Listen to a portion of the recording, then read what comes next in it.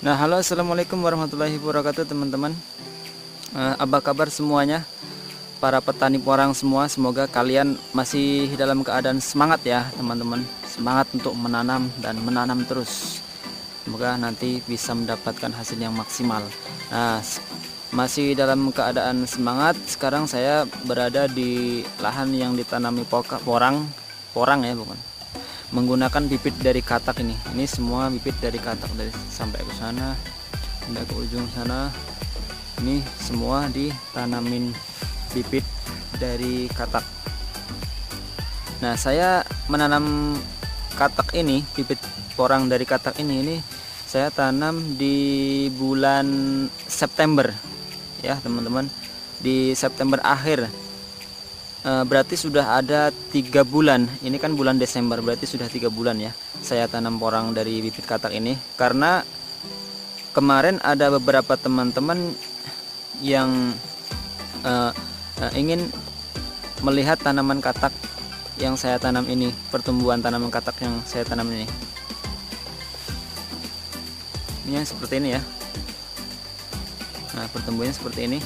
Nah, seperti kalian lihat ya sendiri. Kalian lihat sendiri ya, pertumbuhannya menurut saya sih sangat lumayan lah, sangat lumayan baik lah. Jadi sekitar 90% ini menurut saya 90% ini tumbuh dengan baik. Nah, sempat ada khawatiran sih dari saya ya, teman-teman. Kemarin kan musim kemarauannya sampai bulan November nih, dan ternyata bibit yang saya tanam ini alhamdulillah masih bisa tumbuh dengan baik. Padahal kemarin tuh, sambil kita lihat ke sana. Kemarin seperti kita ketahui, musim kemarauannya kan panjang banget ya, teman-teman.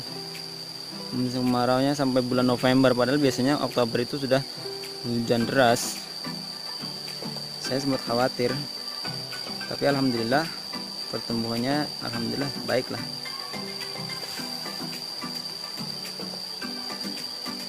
Pada intinya kalau untuk menghadapi cuaca yang seperti yang kemarin, seperti tahun ini ya, teman-teman, seperti tahun inilah, ini bibit yang kalian tanam itu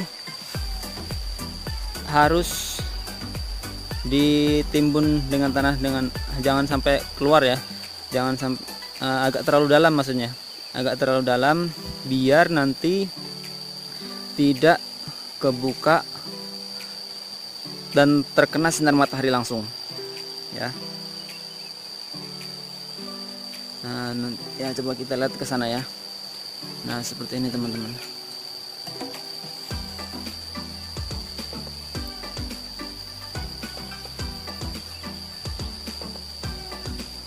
Tuh, teman-teman.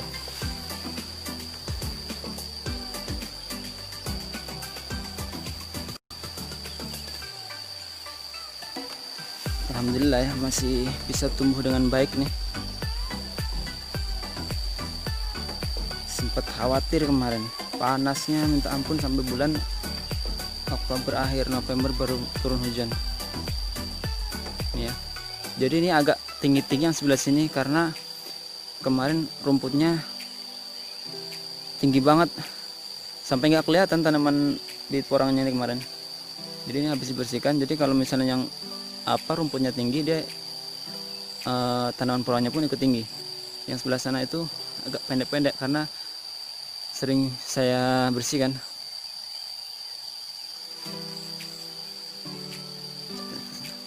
Coba kita lihat yang di sana. Kemarin saya lihat ada yang tunasnya sampai 6. Iya, sampai 6 tunas gitu, satu bibit katak itu sampai 6 tunas. Nah, kok bisa gitu, Mas? Ya bisa. Pada intinya kan porang, pada dasarnya pertumbuhan porang itu kan hanya ketika musim hujan nih. Lihat kita lihat ke sana yang tunasnya sampai 6 kemarin. Saya lihat di sini kemarin, kalau nggak salah di sini. Oh ini nih, ini teman-teman. Nah ini teman-teman. Nah pada dasarnya kan pertumbuhan porang itu hanya ketika musim hujan ya, terutama kalau di waktu malam hari. Malam hari turun hujan, dia akan bertumbuh. Kemudian kalau 3 hari saja dia tidak turun hujan, dia akan berhenti bertumbuh teman-teman.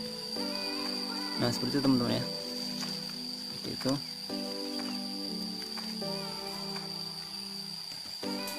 Tapi kalau turun hujan ya, dia akan tunas lagi dan tidak akan melanjutkan pertumbuhan daunnya.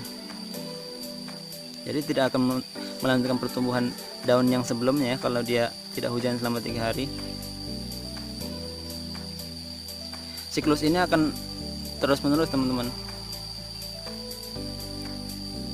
Maka ketika hujan tidak menentu, maka akan tanaman porang ini akan sering bertunas, dan tunas yang baru akan lebih besar dibanding tunas yang sebelumnya. Biasanya sampai 3-4 kali, ini malah sampai 6 kali.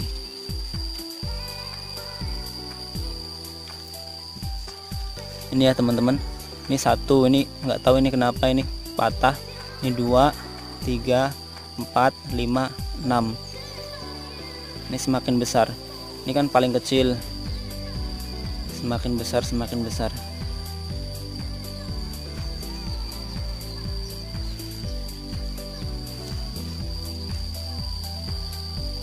Maka bila kalau misalnya sering bertunas,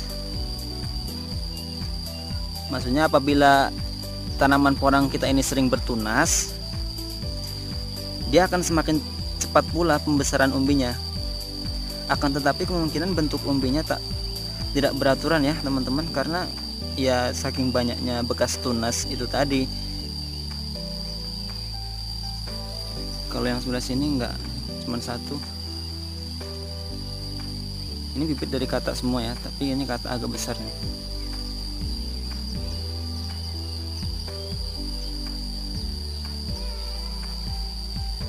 Nah mungkin penjelasan untuk mengenai banyaknya tumbuh tunas di satu bibit itu seperti itu teman-teman ya. Jadi kalau misalnya hujannya tak menentu, karena pertumbuhan tunas itu kan ketika waktu turun hujan, terutama di waktu malam hari ya. Di malam hari dia akan turun hujan, dia akan bertumbuh, tunasnya bertumbuh terus.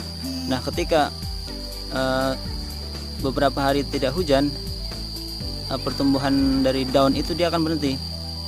Kemudian ketika turun hujan lagi, dia akan bertunas, tumbuh tunas yang baru lagi ya teman-teman. Seperti itu ya, penjelasan mengenai tentang bagaimana banyaknya tunas yang terdapat dalam satu bibit. Mungkin seperti itulah penjelasan kenapa bibit tanaman porang kalian bisa beberapa kali tunas. Mungkin apabila ada perbedaan pendapat mengenai hal ini, kalian bisa tulis di kolom komentar ya teman-teman. Jangan sungkan-sungkan kalian tulis di kolom komentar. Mungkin ada ilmu atau ada penjelasan lain tentang hal ini, agar petani-petani yang lain bisa mengetahuinya ya. Tetap semangat teman-teman, tetap optimis ketika yang lain ada yang pesimis terhadap